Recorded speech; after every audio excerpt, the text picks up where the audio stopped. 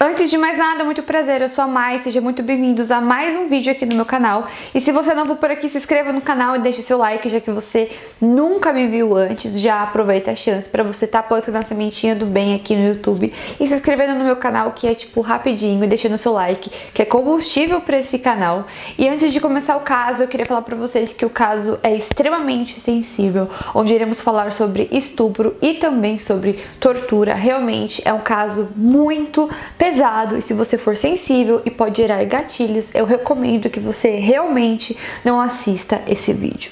Mas se você gosta desse tipo de conteúdo, então espero que vocês gostem do caso de hoje. A Alison Botha, ela nasceu em Port Elizabeth, na África do Sul, em 22 de setembro de 1967. Ela cresceu com o seu pai, o Brian, e a sua mãe Claire, e o seu irmão Nilo, que é 18 meses mais velho que ela. Como é um nome africano, eu não consigo pronunciar de forma adequada.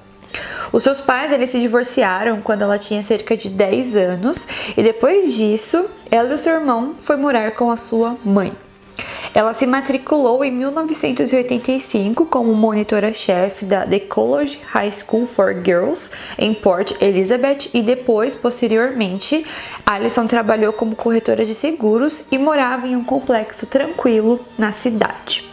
18 de dezembro de 1994, quando a Alison ela tinha 27 anos, era um dia quente, um dia de verão, e ela aproveitou aquele dia, que era um domingo, para aproveitar com as suas amigas na praia. Eles tiveram um longo dia na praia, aproveitando o calor, e depois todas foram para casa da Alison, e lá eles comeram umas pizzas, tomaram um sorvete, e também eles ficaram um tempo jogando os jogos de tabuleiro.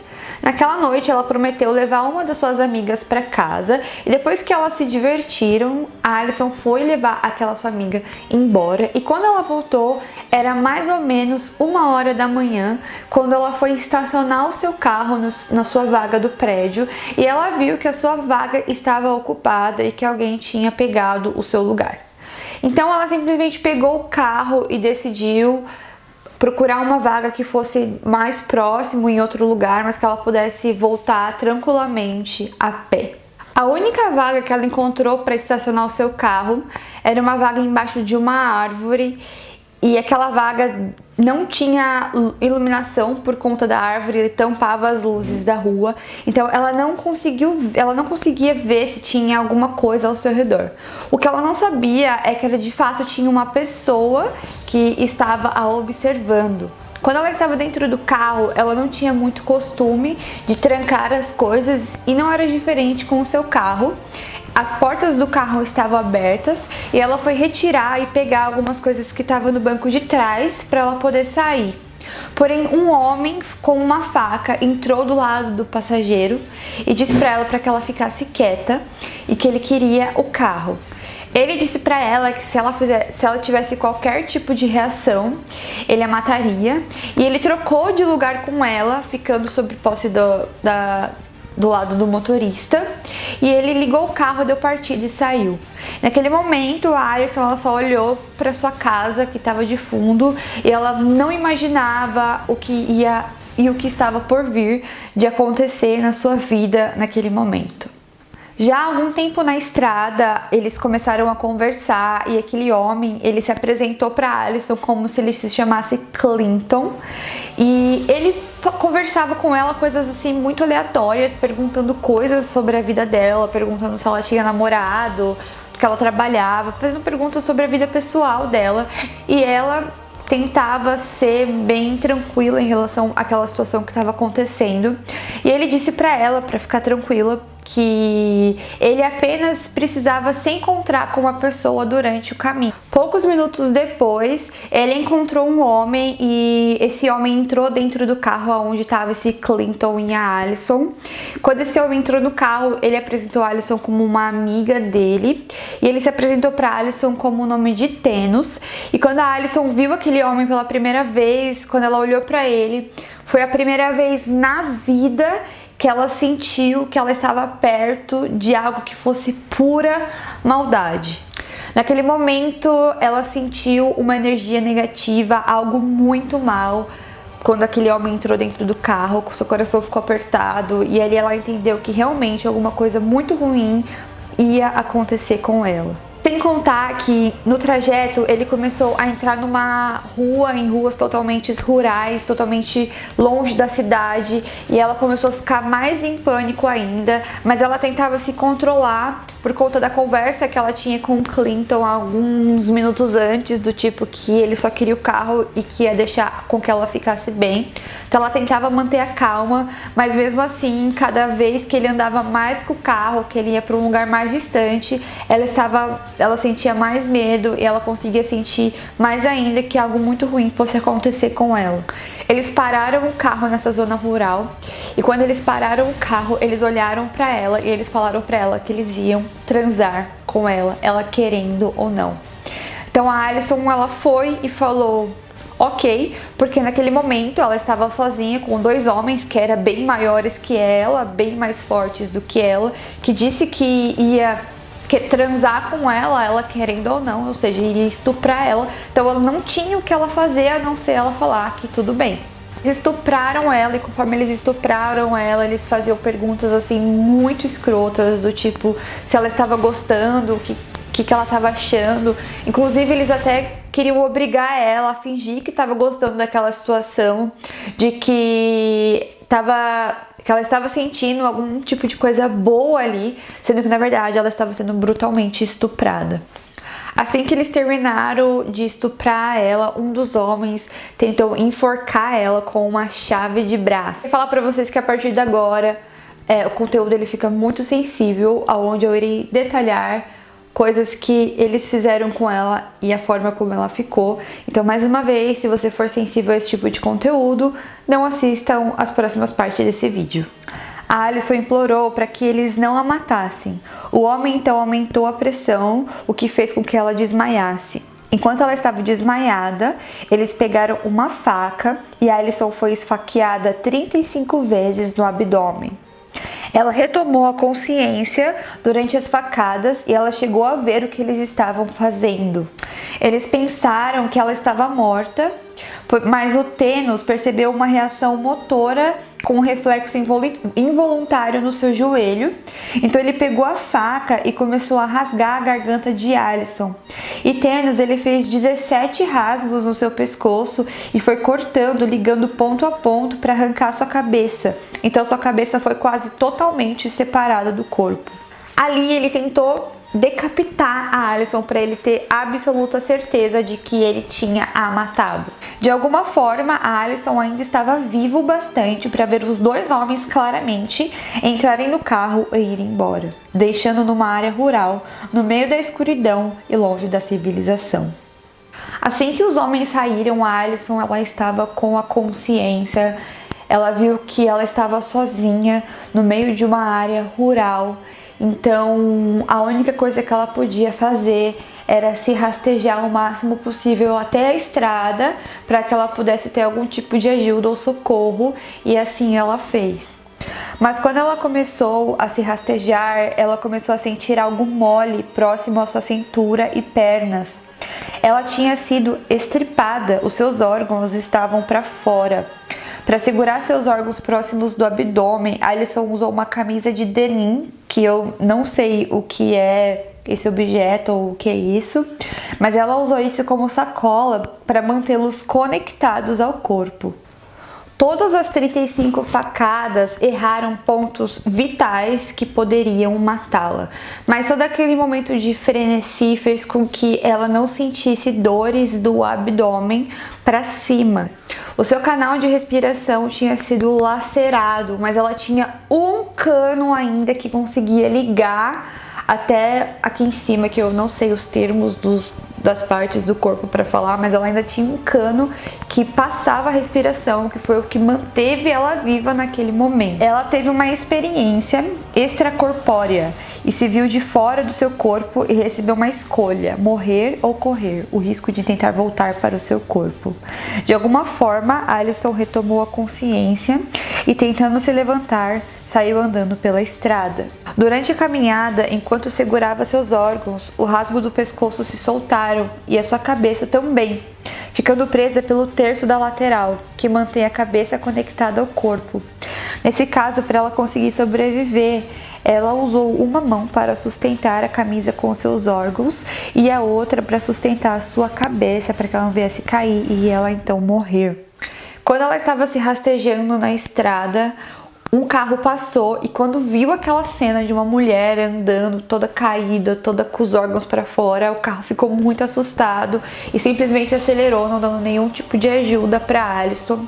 Mas minutos depois, outro carro passou e esse carro parou e viu a situação que ela estava e finalmente essa pessoa chegou a pedir ajuda, prestar socorro, porque essa pessoa morava ali nas redondezas e sabia que tinha um hospital a 25 minutos dali e ligou chamando uma ambulância que demorou 1 hora e 8 minutos para chegar, para prestar socorro para Alison. Essa menina ainda ficou 1 hora e 8 minutos na estrada com os órgãos para fora, gente. Como que essa menina sobreviveu, cara? A mulher, ao vê-la de perto, começou a vomitar. A sua cabeça estava caída para o lado esquerdo e se podia ver dentro do seu pescoço. Os seus órgãos estavam fazendo barulho e os seus olhos estavam quase cinzas. Ao entrar no hospital, 2 enfermeiras desmaiaram ao ver a mulher e o médico de plantão recrutou praticamente toda a equipe do hospital para trabalhar no caso da Alison. A primeira coisa que fizeram foram instalar um tubo na garganta da Alison e limpar seus órgãos, que de acordo ao médico esteve em contato com fezes de fazenda, sujeira e muita poeira. Após isso, seu pescoço foi reconectado e o homem questionou o médico como ela ainda estava viva, e ele simplesmente não tinha resposta. Logo, o caso da Alison chamou a atenção de todo o hospital e ninguém conseguia entender como ela ainda estava viva. O hospital, então, eles entraram em contato com a polícia para que a polícia viesse saber do que aconteceu com a garota e que os médicos chegaram a falar para a polícia que a qualquer momento ela ia morrer, que o caso dela era algo muito sério, muito grave, algo que eles nunca viram na vida deles, algo relacionado a como aquela garota chegou viva naquele estado no hospital e que a polícia precisava entrar com uma investigação imediatamente para saber quem tinha feito aquilo com ela. Um livro de ex-criminosos foram mostrado a ela na maca e ela identificou os 2 homens, que eram Tenos e Franz, 2 estupradores e satanistas ritualísticos. Infelizmente, mesmo com isso, a polícia não podia prendê-los, pois uma acusação depende da declaração em voz alta da vítima e o tubo respiratório a impedia de falar, e o médico disse que se removesse o tubo, ela morreria instantaneamente. Enquanto o médico conversava com a polícia e a Alison, ela tinha consciência que ela precisava falar em voz alta que eram aqueles homens que tinham feito aquilo com ela. Ela fez um sinal pro médico tirar o tubo e ela poder falar que sim, que eram aqueles homens que ela reconhecia e que a polícia podia prendê-los. Ela chamou a atenção do médico, o médico disse que não podia tirar, que se tirasse ela ia morrer naquele momento, mas ela insistiu que mesmo que fosse matar ela para tirar, porque ela queria falar que aqueles homens tinham feito aquilo com ela. Então eles atenderam seu pedido. Na hora que ela tirou o tubo, ela falou, eles colocaram o tubo de novo e ela não morreu. Com isso, a polícia foram atrás dos criminosos, os encontraram e eles foram presos. Com o tempo, a Alison ela recebeu alta, sua costura no pescoço sarou e de alguma maneira seu corpo estava funcionando perfeitamente. Contudo, o seu útero estava destruído e ela provavelmente nunca teria filhos, de acordo com os médicos. Toda essa história, tudo isso que a gente sabe até agora, tudo isso que foi relatado, foi contado pela própria Alison, porque ela sobreviveu para ela contar essa história. Ela tem um livro onde ela conta tudo o que aconteceu e tudo isso só é possível a gente saber porque ela mesma contou todas essas coisas que aconteceram. E eu vou explicar para vocês agora, eu vou ler para vocês um pouquinho agora o que ela falou sobre como ela se sentiu no momento em que aconteceu essa atrocidade na vida dela. Eu estava fora do carro e na areia agora com os vidros quebrados. Tudo que eu podia ver era um braço movendo-se acima do meu rosto. Esquerda, direita. Seus movimentos faziam um som molhado. Era o som da minha carne sendo cortada. Ele estava cortando minha garganta com a faca. De novo e de novo e de novo. Parecia irreal, mas não era. Eu não senti dor, mas não era um sonho. Isso estava acontecendo de verdade. Um homem estava cortando a minha garganta. O medo e o horror passaram por todos os nervos do meu corpo, e eu estava completamente ciente. O homem se afastou e eu ouvi duas vozes se afastando de mim. Então me virei de frente. O estranho som áspero estava vindo da minha garganta. Parecia tão alto que tentei fazer parar, com medo de que eles ouvissem. Mas minha respiração não era mais controlável. Então eu tentei fechar a abertura do meu pescoço com a mão. Meus dedos apenas afundaram na ferida aberta. Os homens falavam e suas vozes flutuavam em sua direção. Você acha que ela está morta? Ninguém pode sobreviver a isso, respondeu o outro. Permaneci perfeitamente imóvel, mesmo quando senti algo cair nas minhas costas. Assim, quando o motor do carro ganhou vida, ela podia ouvir os homens indo embora. Ela estava sozinha e morrendo. Então ela disse que naquele momento eu sabia que precisava pelo menos deixar uma pista sobre quem fez isso comigo. Então eu escrevi seus nomes na areia e abaixo eu escrevi: eu amo a minha mãe. O reconhecimento das fotos e depois quando a Alison ela falou em voz alta que aqueles dois homens eram os seus agressores, eles foram presos e eles foram condenados à prisão perpétua. Inclusive esse caso foi um dos casos que mais teve visibilidade na história da África do Sul. Os agressores eles foram julgados por sequestro, estupro e tentativa de homicídio. Eles também eram conhecidos por serem satanistas e por fazerem esse tipo de atrocidade como ritual satânico, que inclusive eles estavam possuídos por um demônio quando eles foram fazer isso com a Alison, mas depois eles falaram que não, que ninguém estava possuído por demônio nenhum, mas de qualquer forma o juiz não levou isso em consideração de ser um ritual religioso ou não, quando ele foi julgar esses homens, que simplesmente o julgou pelo crime que eles cometeram e não por qualquer coisa relacionada a atos religiosos que eles podiam ter feito ali naquele momento. Depois disso, Alison teve 2 filhos, ela recebeu inúmeros prêmios e é uma porta-voz, escritora e discursista sobre a força e a sobrevivência. Depois do crime, ela se sentiu com muita raiva, teve depressão profunda e se sentia culpada no julgamento. Mas depois de várias sessões de terapia, ela conseguiu aos poucos retomar a sua vida novamente. A Alison superou seu medo de falar em público e se tornou uma palestrante motivacional internacional, que também escreveu um relato em primeira pessoa sobre a sua aprovação e recuperação em 1998, intitulado como I Have Life. A Alison ela é uma sobrevivente. Depois de tudo que aconteceu com ela, inclusive que ela não poderia ter filhos, ela ainda conseguiu construir uma família. Ela mesma disse que os filhos dela chegaram a perguntar para ela por que ela tinha uma cicatriz no pescoço. Ela disse que ela nunca vai mentir sobre o que aconteceu com ela na vida dela, naquele dia, mas que ela sempre vai falar conforme ela puder ir falando de forma delicada, conforme os filhos dela forem crescendo. Ela é escritora, ela é palestrante e também em 2016 foi lançado um filme documental contando a história dela, que a princípio ela não queria participar, teve algumas divergências, alguns problemas, até com esse lance de direitos autorais, falando sobre a vida dela, mas ela acabou participando do filme. Ela não quis participar da reconstituição, mas ela quis participar de alguns detalhes do filme, que também foi um filme bastante falado na crítica, que teve bastante repercussão sobre a história da Alison, onde as pessoas podem conhecer um pouco mais sobre o que aconteceu com ela, tanto na parte ruim como na parte de superação, porque querendo ou não, o fato dela ter sobrevivido a esse ataque é um milagre.